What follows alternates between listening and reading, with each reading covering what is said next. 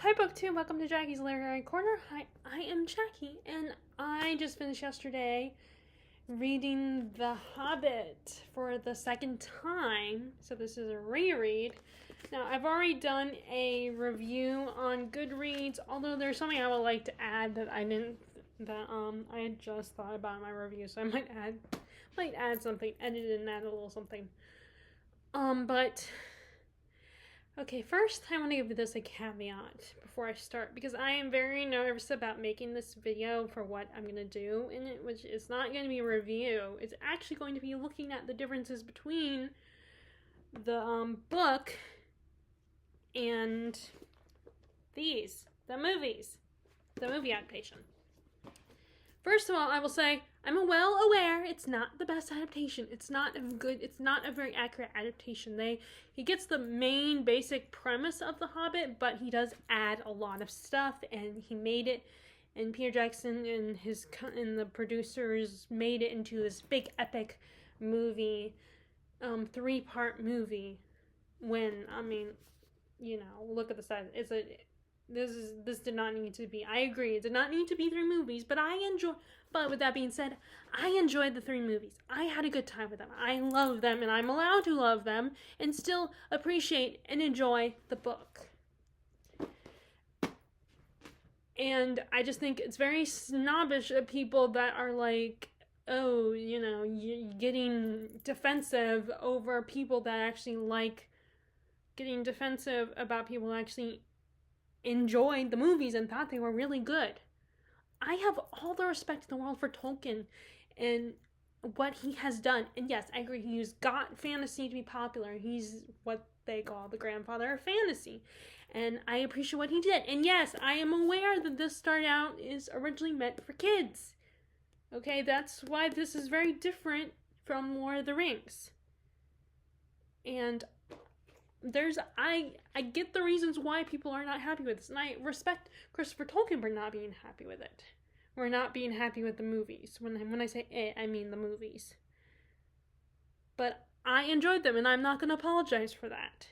I'm not going to be all meek and timid and be like, oh, you're right, I'm wrong, and the movies are terrible, blah, blah, blah, because I thought they were good. Yeah, they're not they're not a good adaptation, just because they're in a sense, they're not the best adaptation. They're not the most accurate adaptation because he does expand it a lot and adds a lot to it and tweaks a lot, and there's a lot of there are changes in it, but that is inevitable. And and let's face it, he wanted, the first 3 movies did so well and made a lot of money, and they probably were thinking, oh, we can do that again. We just expand the story, add some things, like explain where Gandalf was, and elaborate more on the characters, and add new characters and bring back characters that weren't in the original text, that were favorites in the movies, in the original Lord of the Rings movies.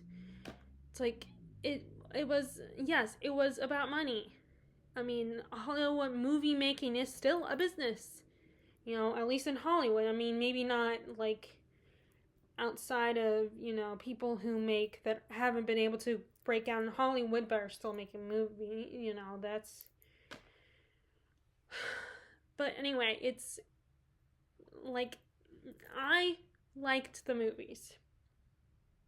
That's all, so people, I know the people are still going to get mad at me, but you know what? Guess what? I already said, I am stating this now so that, people get, make rude comments, or, get mad at me in the comment section. If there are any that do, hopefully I won't have people getting mad at me and being like, how dare you say the movies were good? They were not. That. Sorry, the reason why I'm ranting right now is because that's a pet peeve of mine. Yes, I understand getting very passionate about something and loving something, especially something that's considered a classic like The Hobbit in the Lord of the Rings. I understand that, and, we feel like, oh, we should respect them and honor the author and all that. But first of all, it's still, at the end of the day, it's still fiction. And it's still a beloved story, yes. But sometimes things change. People's tastes change and evolve. And let's face it, sometimes it's just easier to watch the movie. than read the book for people. As much of, I shouldn't say that as a reader, sometimes it's easier to get into a movie for the average person. And the movies, and yes, there are things that translate better on screen, that like the way things that are in books, they don't some things in books don't translate as well. And not just because they might not be capable, but because it just doesn't work for movie going audiences. And like I said, the book snobbery. Like, I love reading as much as the next person. I mean, it's my hobby. It's it's one of the only things other than watching TV and movies. It's reading is my number one hobby. And and yes, I also at the same time, I do get annoyed when people just choose not even to try to read the book and just go to watch the movie. But on the other hand, I also can understand why sometimes, as I just said a few minutes ago, that sometimes it's easier to just watch a movie adaptation, even if it's not the best adaptation. And, I recently was, like, a while back when I was still on the fence about Dune and everything, I was watching this one woman's rant review, and I remember a while back I commented on her video. I don't remember what I said exactly. Probably something along the lines of, I'm kind of trying to debate about giving Dune a chance. And so recently someone, and this was a while back, like months ago, and maybe at the end of last year even, and someone responded, and they were all like, oh, I hope you don't listen to this video and that you give Dune and you read Dune, because this person is just wrong. They don't know what they're talking about and they're missing the point of the book. And I did respond politely. I said, I am reading the book. I am continuing on to the next book because I did really like it. But I wasn't going to start anything on that video because it wasn't even my video. It was just me responding to this other person's video, and them responding to mine, my comment. And like, I'm just like I said, I responded, but then I'm also thinking, it's like, really? I like Dune, yes, it did a lot for science fiction, and it's a classic, and I enjoyed it, and it was great and everything. But basically, I think telling someone that, oh, the only reason they didn't like it is because they didn't understand it, they were missing the point. I mean, yeah, there are probably some books that some people might have trouble comprehending them, but it's like, no, I doubt the person was missing anything. I'm sure they understand the point perfectly. They just didn't like it, and nothing is wrong with that. Don't act like, it just bugs me when people act like they just excuse the fact that you didn't like it as, oh, you just didn't understand it. Which I think is just stupid, because that's not the case. There are, believe it or not, some people don't like these books that are considered classics now. Just because they're classics doesn't mean every single person on the planet that's a reader is gonna love that book. Like, yes, it has stood the test of time, and it has, in a lot of the books that are considered classic, probably have done a lot for literature and genres and all that, and they have stood the test of time, and they were beloved during their time, and maybe they made a big impact on society and the world and all that stuff, but that doesn't mean modern audiences are gonna love them. So telling someone that, oh, you just missed the point, you don't understand, is ridiculous. It's called gatekeeping, people. But anyway, okay, so I'm done with my rant. So like I said, I hope I don't get any negative comments or people get mad at me, but I said something before. I just said something about it, so if you clearly haven't watched the video, paid attention to the video, if you well, I'm done. I'm just gonna start talking. Doing my comparison. So first of all, like I said, this original, but this because they were bothering my legs. First of all, this started out as a kid's story. It was originally meant for kids, so it's not as big or as epic. It's just a simple adventure story. You have the main character, Bilbo. He's a hobbit who's very content being at home. He's a bit of a homebody. And then Gandalf the Wizard mysteriously shows up, and, he's been known to make these great fireworks, so he comes often, and he goes on mysterious trips, and, he's just a mystery all around. and he shows up and decides that Bilbo was the best hobbit for this job he has in mind, which is going on an adventure with these dwarves to reclaim their homeland, the Lonely Mountain, where they're which has been invaded by this big, huge dragon Smog, and he is hoarding their treasure, and they want to get it back. So they go into this. And they need a burglar, a thief, to accompany them. So Gandalf thinks Bilbo's the perfect candidate. Reluctantly, he goes along, and they almost get eaten by spiders and trolls, and they encounter goblins and elves who don't like them, and goblins don't want to kill them, basically. And, they get caught in bad stormy weather, and then all eventually to get to the Lonely Mountain where they have to face the dragon Smog, but at the expense of the people of Lighttown, who are humans who live at the edge of the Lonely Mountain. So that's the story. In case you haven't, if you're one of the people that is not familiar with this story, and like I said, the movie does follow the story. The only difference is the movies are made into something much bigger for the reasons I stated earlier, partly, which is the whole, they made money off of the original Lord of the Rings trilogy, so why don't we do the same thing? Because they probably could, and I'm pretty sure they did make money, obviously. They were able to do the whole thing, so they made the money. I don't know if they made more money than Lord of the Rings, they probably made less money than Lord of the Rings, because people are very passionately not happy with the movies. And as I said, I understand why. Because, again, this is not that, it did not need to be 3 movies. And I know a lot of people say that there's too much CGI in the movies, and a lot of people also did not like the new character of Tauriel. Or even bringing back Legolas. Legolas was a fan favorite, so they were thinking, let's bring back Legolas. I didn't have a problem with it, personally. But I didn't have any attachment to the book. But just for the record, I enjoyed the book the first time I read it, and I enjoyed it this time too. But they felt like Tauriel and the elf stuff, and even Gandalf's part, which I appreciate that they kind of showed what Gandalf is doing.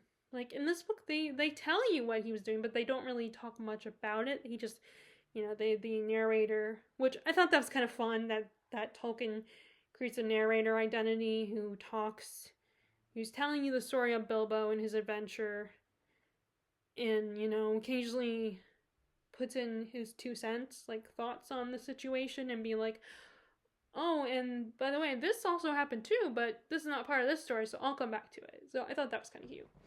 Which actually, I don't know, that was another thing I forgot that I should have mentioned that I like. So I might be adding a couple things to my review on Goodreads. But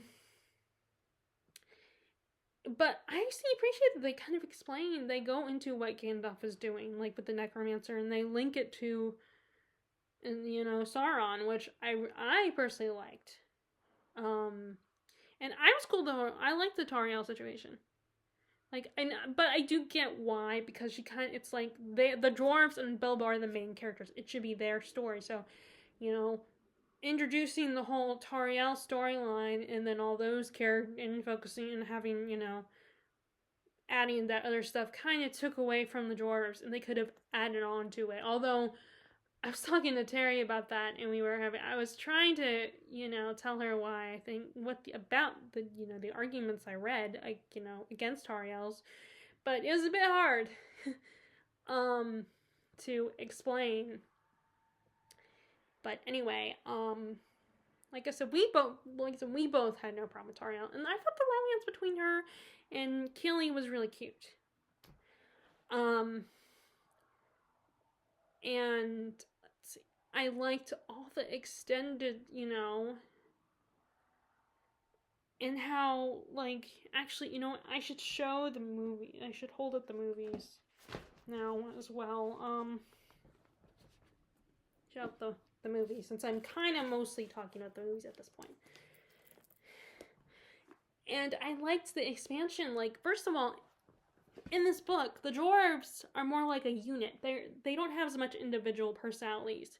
Like, you have a few little details, like Tolkien does a brilliant job describing the looks of the character, what each dwarf, their cloaks, their beards, and we do get bits and pieces here and there of their personalities. We know a few things here and there, like Bomber's the fat one, and he likes to eat a lot, so he's thinking about food constantly, and he's always falling asleep, probably going to a coma because of all the food he eats. Well, although one of the times is because he got poisoned, sleeping poison, and the book is also very funny. And what's really funny, what's even really great, is that the elves had a lot of humor too. Which I really enjoyed. While in Lord of the Rings, the elves were a little more serious, although they added some humor in those movies with Legolas and Gimli.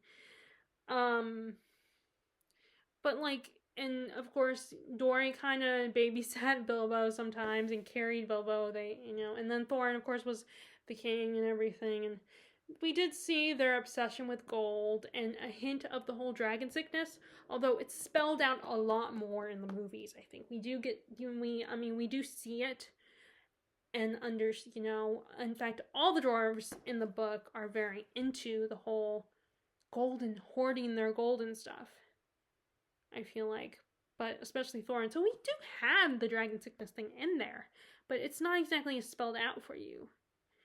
And like, we do get a lot of this stuff, but I think in this they kind of expanded on it, and we get to see Thorin falling apart and slowly becoming so obsessed and losing his mind. And I do like the one scene in the last movie when he's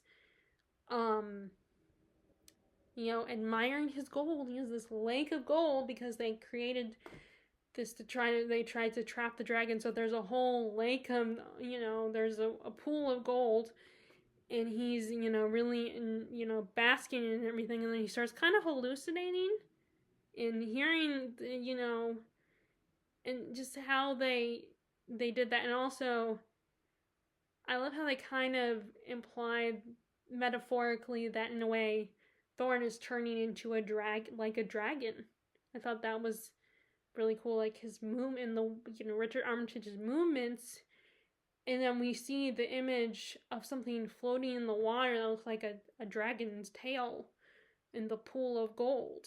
So I really love that scene and Richard Armitage's performance in that. So like, it really highlights the whole dragon sickness thing, which I guess Tolkien obviously could not do that, probably could not do that as much in the book. I mean, maybe he could have, but it does help for me personally, it does help having the visuals, like not just relying on my own imagination. But anyway, back to the other dwarves. They each have individual personalities, like, that are very, like, you see, like, they're all, like, very some of them are goofier than others, some of them are more serious than others. Some of them come off as a little smarter than it. And I mean, there's a YouTube video that is really funny where they show the dwarves, sharing one brain cell. And it's basically clips of them being all the little silly, idiotic things that they throughout the movie. Like all the silly little mishaps they find themselves in, like. And one of the things that did get deleted from the theatrical release, I realized I do have I only have the extended edition of the third movie, but I wish I had the extended edition of these other two movies, because there are parts in here that, scenes that were in the book that they didn't include, that they had to cut them out. Like the scene when Gandalf has introduced, because they're trying to find some place to hang out for a period of time, and that's to hide from the wolves, from the wargs, and they go to Mjorn's house. Sorry, I don't know how to say his name. Baron or Bjorn, the guy who can turn into a bear. they're hiding out in his. They decide that they need to hide out in the house, but he's kind of a standoffish guy. He doesn't, he doesn't respond well to visitors all the time. And so Gandalf is like, okay, I'm gonna go with Bilbo to go to this guy's house, to go to his house, and talk to him, ease him into our trust and being comfortable. But I want you guys to every 5 minutes to show up 2 by 2. And it's a really fun. It's one of my favorite moments, both in the book and the movie and the extended edition of the movie. Like one of the one of the deleted scenes. Because like just the way he goes about it is just really funny. I mean, I'm sure if you will probably know what I'm talking about, whether you've seen the deleted scene or have read the book. I wish they had kept it and was not a deleted scene. But okay, let me move this because I just realized I have this one should be first. I'm gonna set them because I'm tired of holding them up. But yeah, there were a lot of. I do also, you notice that I did notice when referring back to the movie and then reading the book again after years later, there are scenes that are almost, not exactly, but some of them are there are scenes there's dialogue that's close to being word for word. Which I really appreciate. I think people would appreciate, or at least I did anyway. Also, one of the things that I like about having seen an adaptation of something is now, if I decide to reread, I will hear those actors' voices playing the characters, and that's when I was reading the book, I heard those actors, like, their voices playing as the characters.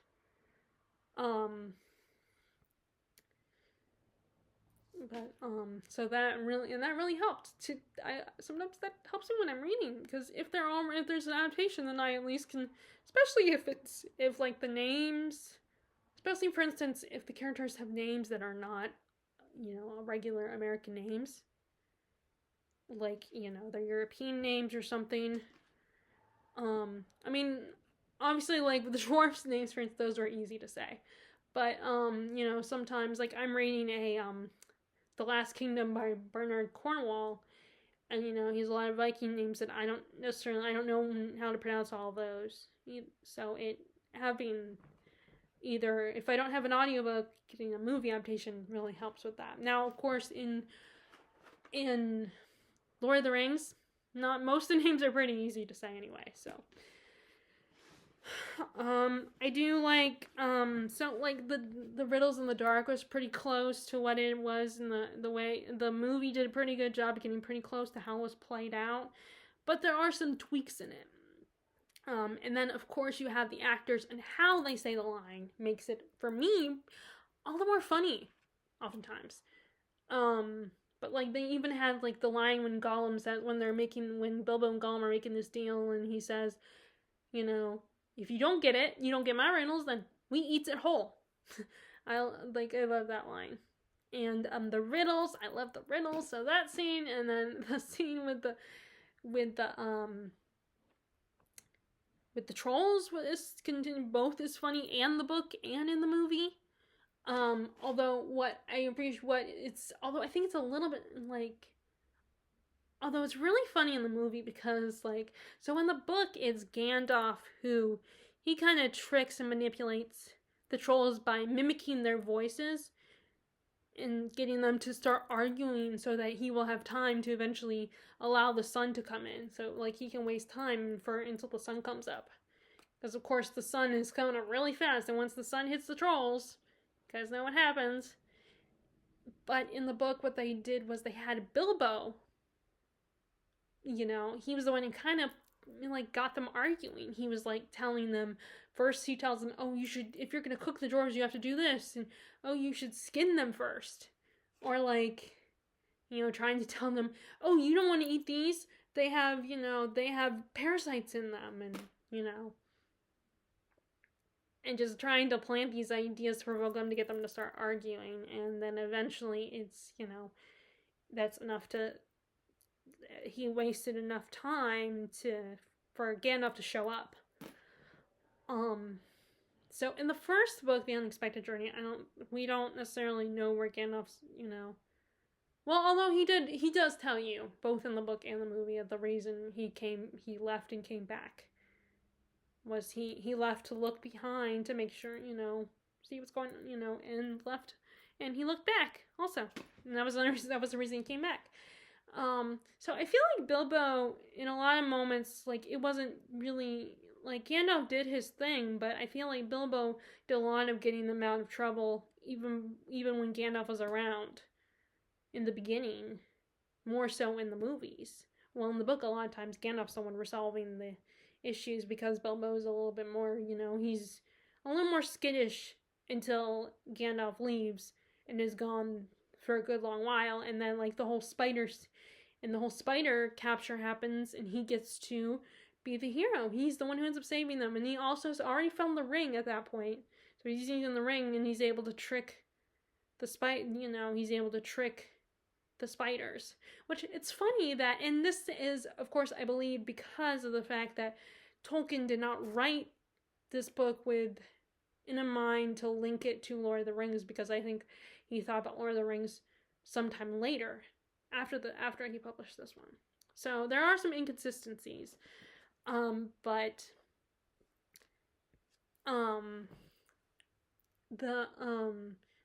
those moments, like finding the sword that glows whenever orcs are near, goblins are nearby, the glowing sword, which, actually, now I think about it, I don't know if I remember them mentioning that in the book. That might have been a detail that I didn't notice. So maybe they did. I don't know. Maybe someone, I can't remember. Because that might have just been a detail that I just breezed past if they did mention it. Or the fact that, maybe they did, because they are elfish blades. The blades, that they are elfish make, so. So that, getting the sword and then finding the ring, it kind of was dropped in very casually. There wasn't, of course, it's not a movie, it's a book. So I don't know what Tolkien could have done when he wrote it, to make it more, of course, he didn't know how important, and he does mention when he finds the ring, as a side note, oh, this is going to save Bilbo's life later, or this is going to help him a lot later. So he does, so I guess he does put importance on the ring, but it's not, although at the same time, although now I think other books probably wouldn't do it either.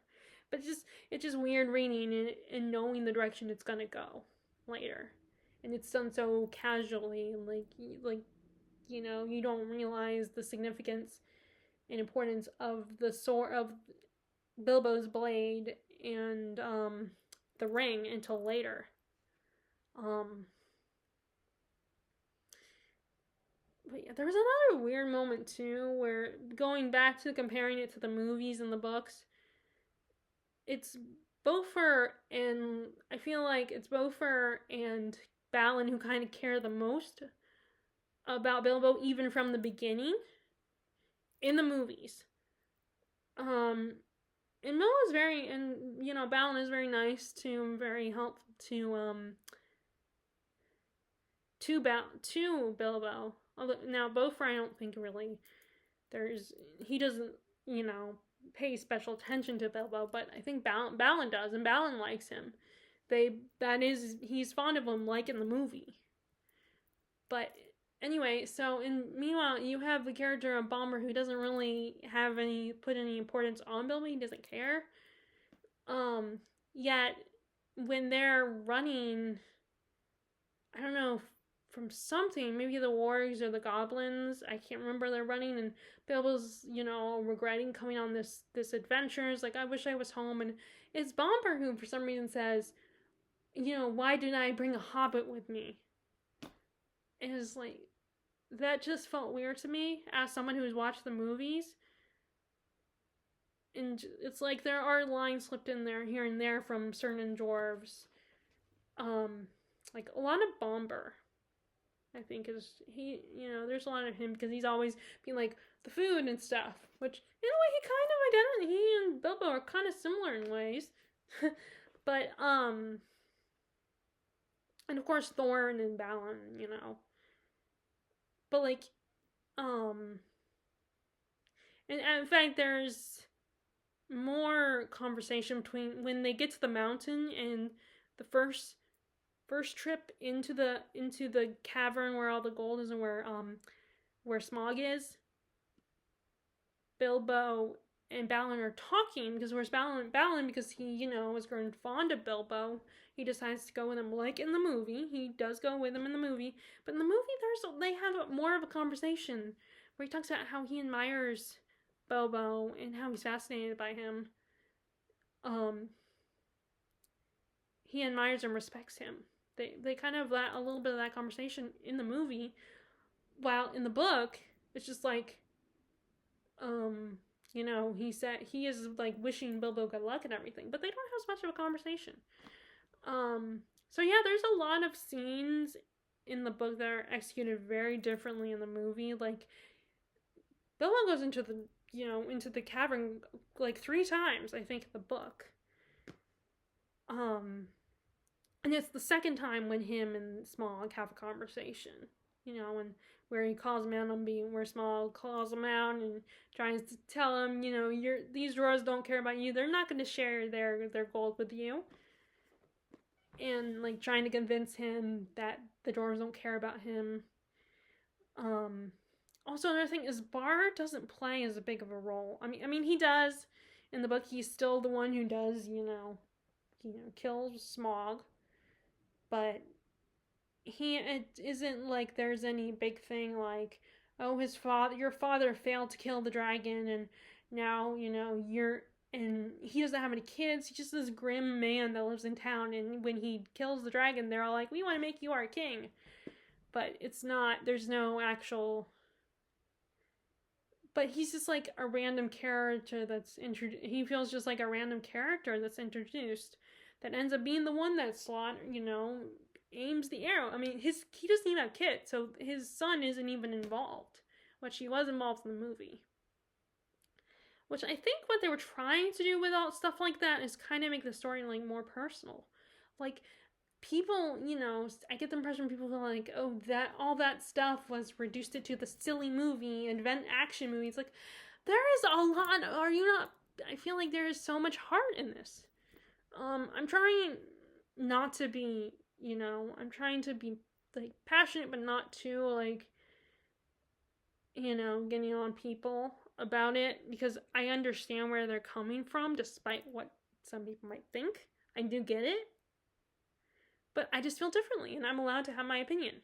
And I think the movies did have a lot of heart. They weren't just silly adventure action movies. They had a lot of heart with the dwarves, and there's respect from Balin and Beaufort of Bilbo, and and Thorin eventually respects him, and there's an affection between Balin and Thorin, not just a respect, but an actual friendship between the two of them. They actually care about each other. And when you find out that Philly, Killy, and Thorin died, I got emotional. I didn't get emotional when I read it in the book. And I watched them, and even when I watched the movie, yeah, I mean, if I'm not 100% paying attention, then I might not get as emotional. But most of the time when I'm paying attention and watching the movie, I get emotional every time they die. And I get very upset. Wow, this is just like, oh, they died. And yeah, when I first read that, when the first time I read the book, I was like, oh, but I don't get as emotional about like I do when I watch the movie. I was very attached to the characters in the movie.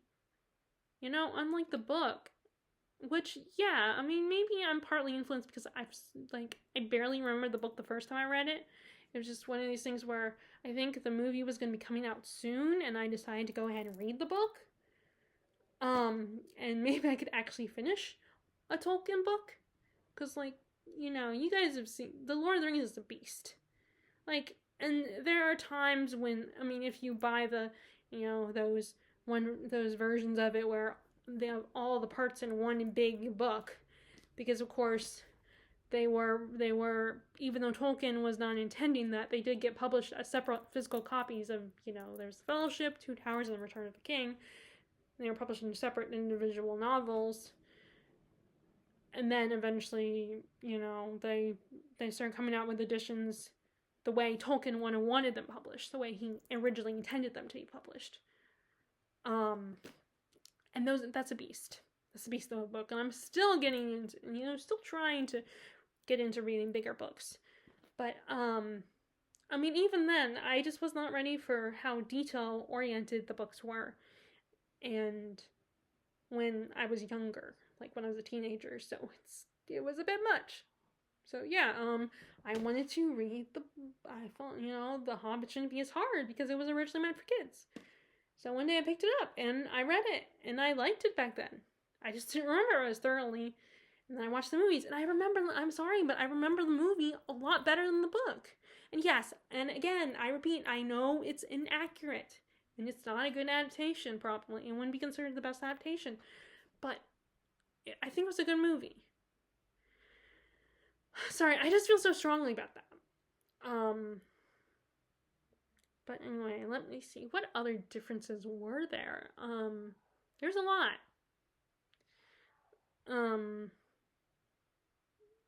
But yeah, I mean, that is the downside of watching, like, depending on how you look at it, sometimes watching, I feel like, yeah, watching a movie version, a movie adaptation, or a TV show adaptation of a classic work of literature can potentially make the work itself, the literature itself can be, and eventually become a disappointment. Not always, because I did love Anne of Green Gables, the book, when I read it earlier this month. I did absolutely love the book. But sometimes they can potentially ruin the, because especially in the older works, because a lot of times people's interests change and what holds their attention is very different. And of course, children's books today are are not as dense as The Hobbit. I mean, The Hobbit, not that The Hobbit is all that dense, compared to Lord of the Rings. But, this is still, like, a little bit, it's... In fact, I feel like calling it children's literature is probably not the best. I feel like we should call it, like, middle grade literature. Like, maybe like I said, I want to read this to my nephews one day, but I think I probably have to wait until they're, like, at least 10 for them to read this book. I mean, part of me wants to see if there's a version of The Hobbit on, instead of Audible, like, there's a Yodo, which is, like, the kids' equivalent. It's a British company, and it's the kids' equivalent to audiobooks. Like, part of me was tempted to look and see if there's an audiobook version of The Hobbit for kids. Just as a first exposure to the story. Although I wonder how my nephews feel about, Smaug. Because he likes dragons, he does. So, would he be, like, the dragon is kind of mean. Of course, he's also a kid, so maybe he wouldn't care. But, he would just be like, oh, there's a book with a dragon. I mean, it does involve treasure. Like, my sister was talking about books with treasure. They are really getting into that. Like, it was so cute the other day, but he was... you know what, I'm getting off topic. I'm not going to talk about that because I have a bad habit of doing that. So let me just get back to this. So, but yeah, I would like to introduce them to it. But like, so just, yes, the movies were a little bit more appealing and I was kind of disappointed by the book. I still liked it though. Yes, I was disappointed, but I enjoyed it. I did enjoy it very much. Like I said, I'm putting emphasis on this because, with the Count of Monte Cristo video, I felt like a couple comments that I got is like, one particular one, maybe I misinterpreted it, but it felt like they were acting like, I didn't put emphasis on the fact that the adaptation was, it was a bad adaptation, the movie that I was talking about. Which I did, thank you very much. I did mention it. So now whenever I do these, I want to put emphasis on the fact if I agree that it's not the best adaptation. or that I actually enjoy the book, despite the fact that I might find the adaptation more appealing, even if it is not a good adaptation. Okay, I'm moving this because I keep sliding. Like, I have lotion all over my legs, so I think, and and I was sitting outside earlier, so I think there might be at least a little bit of sweat to make the DVDs on my lap fall. But anyway, but either way, this is, I don't think I need to say this when I say that this is such a great story. Like I said, probably middle grade would be a good place to start with, a good age group to start with introducing them to The Hobbit. Although I'm thinking about, introduce my nephews early and like seeing if there's a kid version, a little kid version of this. Because, which that is the one thing that does kind of irk me is that, like, I have to explain to people that have never read the book but only go by the movies that I feel like I have to point out to them that, yes, this is a kid. The book itself is very different from the movies. Don't trust the movies in the sense that, what type of story this is, because it is something that, a 10-year-old could probably read and enjoy. That, she's like, oh, it's gonna be a good while before you introduce them to Hobbit, and I'm just thinking, how long do you think it's gonna be? Because it's like, they'll probably read it, like, maybe a couple years. Like, he's gonna be 8, so maybe, like, 2 years. I think they would be capable. I mean, I could be wrong, but I think at age 10, you could potentially, you could read this, or someone could read it to you. But I also, one more thing I also love the songs. I wish they included songs in the movies.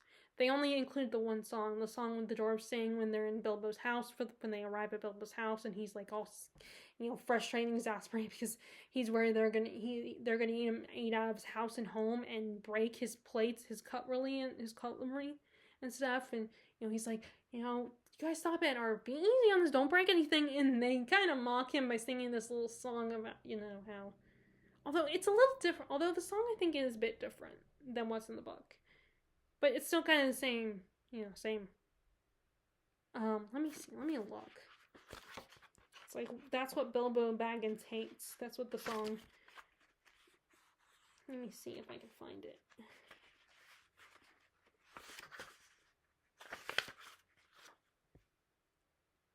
Let me see if I can.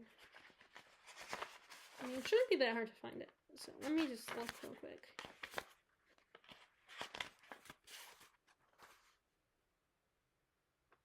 Yep, the whole, chip the glass and crack the plates, blunt the knives and bend the forks. That's what Bilbo Baggins hates. Smash the bottles and burn the corks, cut the cloth and tread on the fat. Pour the milk on the pantry floor, leave the bones on the bedroom mat. Splash the wine on every door, dump the cracks in boiling bowl.